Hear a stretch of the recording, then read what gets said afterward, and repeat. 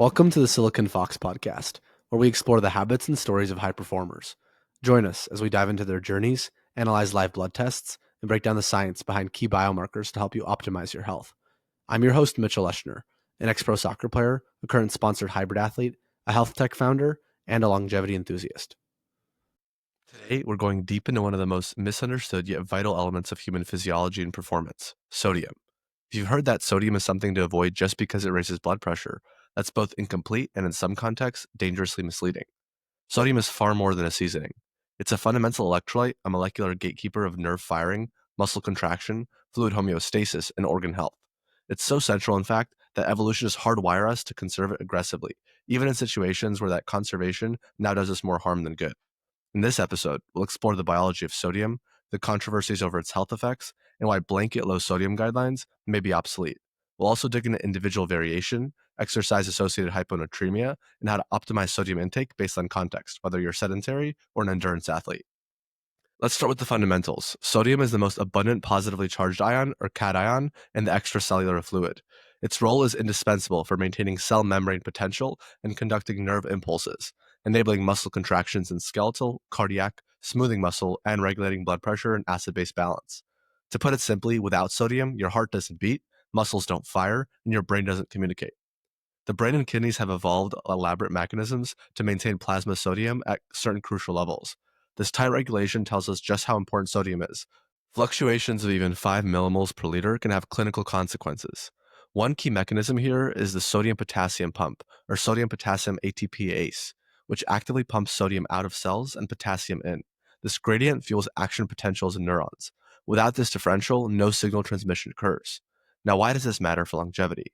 Because fluid balance, blood pressure, and organ perfusion, all sodium regulated, are central to long-term brain, heart, and kidney health. Disruption of the system, either from too little or too much sodium, accelerates physiological decline and disease progression. One thing many forget to take into account is that humans evolved a sodium-scarce environment. Salt was difficult to find, and so over a millennia, we developed salt-retaining genes to survive. Now contrast that with modern world, salt is everywhere. Processed foods, canned soups, bread, many of them are sodium-rich, even if they don't taste salty. This is what researchers call evolutionary mismatch. Systems designed to hold on to sodium are now overloaded with it. And what do we see? Hypertension, stroke, chronic kidney disease, all conditions worsened by excess sodium intake. But here's where the nuance comes in. It's not just about reducing sodium, it's about understanding the body's regulation mechanisms, the context where sodium becomes a liability, and the zones of optimal intake. Sodium regulation is largely handled by the kidneys via hormones like aldosterone and ADH. These are part of a broader system called the RAAS. When sodium levels drop or when extracellular fluid volume drops, RAAS kicks in to conserve sodium and restore volume. This is an adaptive response to loss, such as sweating or low salt intake. But here's the paradox. Chronic sodium excess, something common in Western diets, leads to persistent activation of these same systems, creating maladaptive outcomes. Recent research shows sustained high sodium intake can cause organ damage, including, not limited to, the kidneys and heart, independent of blood pressure changes. That's a critical point. It's not just about hypertension. Sodium excess is associated with endothelial dysfunction, oxidative stress, vascular stiffness, and renal fibrosis, which means that even if your blood pressure looks okay, sodium might still be harming your tissues. SciFox Health offers an at-home biomarker test. The test kit is sent right to your door, making the whole process incredibly convenient. The kit walks you through step-by-step instructions of how to take the sample and ship it out. You'll be able to see your levels on the online portal, which will be supplemented with individual, actionable insights and health steps going forward. Use code SiliconFox20 for 20% off your first kit. Now let's jump into some numbers. According to the WHO, we should aim for less than 2 grams of sodium per day. The national academies recommend 2,300 milligrams per day, yet the average American intake is about 3,400 to 3,600 milligrams a day.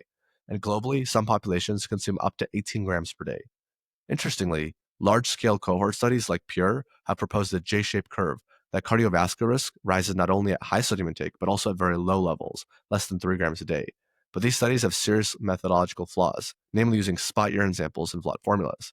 When more rigorous studies using multiple 24-hour urine collections are analyzed, a linear relationship emerges. More sodium correlates with higher cardiovascular risk without as much of an increase at low intake levels. Now, for athletes, the story changes. During exercise, particularly endurance or high-intensity training, sodium is lost through sweat at rates of up to 3 grams per hour. Sweat also contains chloride, potassium, calcium, and magnesium, but sodium is the most abundant.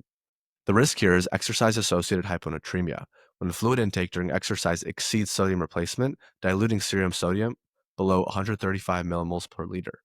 Symptoms of EAH range from nausea and fatigue to confusion, seizures, even coma or death.